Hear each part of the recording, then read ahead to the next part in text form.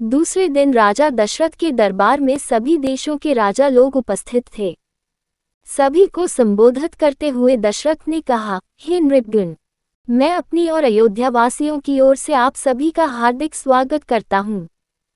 आपको ज्ञात ही है कि अयोध्या नगरी में अनेक पीढ़ियों से इक्ष्वाकु वंश का शासन चलता आ रहा है। इस परंपरा को निर्वाह करते हुए मैं अब अयोध्या का शासन भार अपने सभी प्रकार से योग्य, वीर, पराक्रमी, मेधावी, धर्मपरायण और नीति निपुण ज्येष्ठ पुत्र राम को सौंपना चाहता हूँ। अपने शासन काल में मैंने अपनी प्रजा को हर प्रकार से सुखी और संपन्न बनाने का प्रयास किया है। अब मैं वृद्ध हो गया हूँ और इसी कारण से मैं प्रजा के कल्याण के लिए अधिक सक्रिय रूप से कार्य करने में स्वयं को असमर्थ पा रहा हूँ।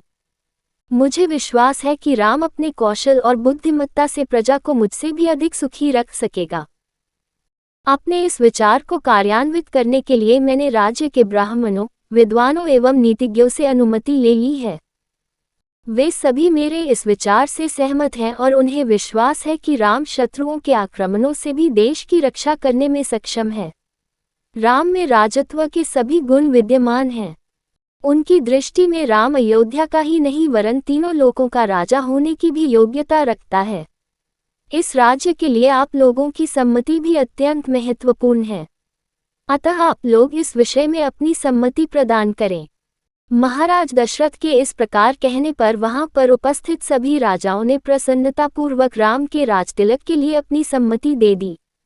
राजा दशरथ ने कहा, आप लोगों की सम्मति पाकर मैं अत्यंत प्रसन्न हूँ, क्योंकि चैत्र मास जो सब मासों में श्रेष्ठ मधुमास कहलाता है, चल रहा है। कल ही राम के राजतिलक के उत्सव का आयोजन किया जाए। मैं मुनिश्रेष्ठ वशिष्ठ जी से प्रार्थना करता हूँ कि वे राम के राजतिलक की तैयारी का प्रबंध करें।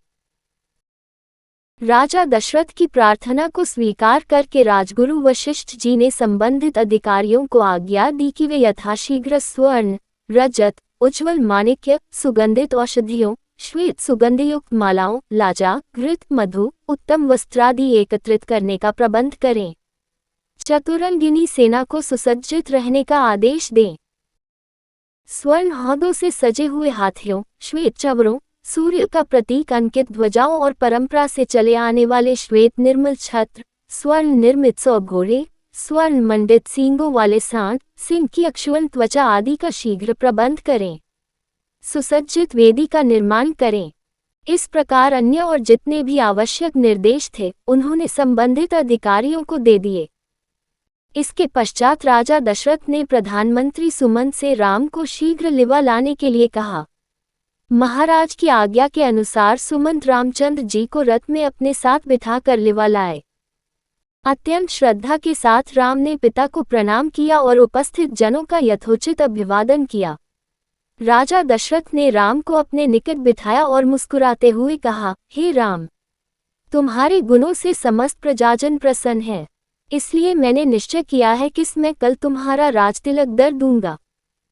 इस विषय में मैंने ब्राह्मणों, मंत्रियों, विद्वानों एवं समस्त राजा महाराजाओं की भी सम्मति प्राप्त कर लिया है।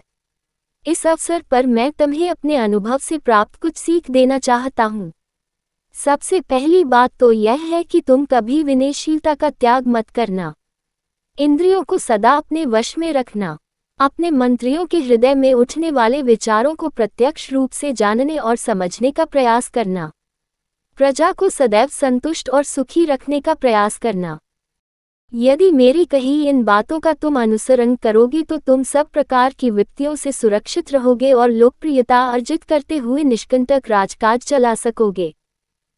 ये सिद्धांत की बात है कि जो राजा अपनी प्रजा को प्रसन्न और सुखी रखने के लिए सदैव प्रयत्नशील रहता है, उसका संसार में कोई शत्रु नहीं होता। यदि कोई व्यक्ति स्वार्थवश उसका अनिष्ट करना भी चाहे तो भी वह अपने उद्देश्य में सफलता नहीं प्राप्त कर सकता, क्योंकि ऐसे राजा को अपनी प्रजा एवं मित्रों का हार्दिक समर्थन प्राप्त होता है। पिता से यह उपयोगी शिक्षा प्राप्त करके राम ने स्वयं को धन्य माना और उन्होंने अपने पिता को आश्वासन दिया कि वे अक्षरशः इन बातों का पालन करेंगे। दास दासियों ने राजा के मुख से राम का राजतिलक करने की बात सुनी तो वे प्रसन्नता से उछलते हुए महारानी कौशल्या के पास जाकर उन्हें ये शुभ संवाद सुनाया, जिसे सुनकर उनका रोम रोम पुलकित हो गया। इस शुभ समाचार के सुनाने वालों को उन्होंने बहुत सा स्वर्ण, वस्त्र, बड़े भूषण देकर मालामाल कर दिया।